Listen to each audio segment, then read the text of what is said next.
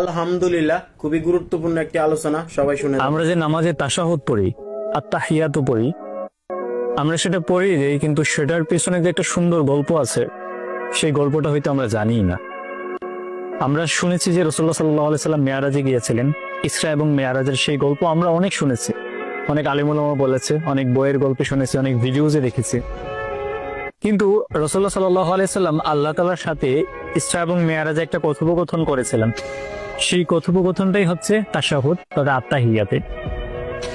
রাসূলুল্লাহ সাল্লাল্লাহু আলাইহি সাল্লাম আল্লাহ তাআলার সাক্ষাতে কিন্তু আল্লাহ তাআলাকে সালাম দেন নাই, কারণ আল্লাহ রাব্বুল আলামিন নিজেই তো শান্তি দেন সবাইকে। আল্লাহ তাআলার শান্তি চাওয়াটা তো আর মানায় না, রাইট? সেই জন্য রাসূলুল্লাহ সাল্লাল্লাহু আলাইহি ওয়াসাল্লাম আল্লাহ তাআলাকে উদ্দেশ্য করে বললেন যে আত্তাহিয়াতু লিল্লাহি ওয়াস সালাওয়াতু আত-তাইয়্যিবা, যে সমস্ত প্রশংসা, সমস্ত সমৃদ্ধি, সমস্ত পবিত্রতা আল্লাহ তাআলার জন্য। প্রত্যুত্তরে আল্লাহ তাআলা কি বললেন?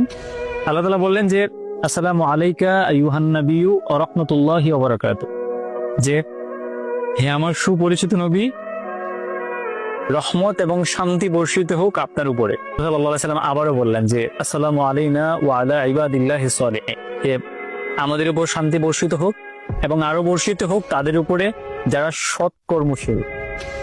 আল্লাহ তাআলা এবং রাসূলুল্লাহ সাল্লাল্লাহু আলাইহি সাল্লামের সেই কথোপকথন শুনে ফেরেশতারা সমুচ্ছরে বলে উঠল, আশহাদু আল্লা ইলাহা ইল্লাল্লাহু ওয়া আশহাদু আন্না মুহাম্মাদান আবদুহু ওয়া রাসূলুহু, দেব আমরা সাক্ষ্য দিচ্ছি আল্লাহ তাআলা ছাড়া আর কোনো মাবুদ নেই। রাসূলুল্লাহ সাল্লাল্লাহু আলাইহি ওয়াসাল্লাম আল্লাহ তাআলার বান্দা এবং রাসূল।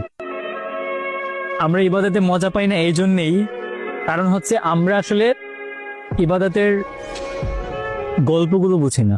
সূরাতে আল্লাহ তাআলা কি বলেছে সেই গল্পগুলো জানি না। এই জন্য আজকে থেকে আমার ভিডিওটি যারা দেখেছেন তারা নিশ্চয়ই আত্তাহিয়াত পড়ার সময় সেই কথোপকথন আপনাদের চোখের সামনে ভেসে উঠবে, সেই চমৎকার দৃশ্যগুলো আপনাদের সামনে ভিজুয়ালাইজ হবে এবং আপনারাও মজা পাবেন।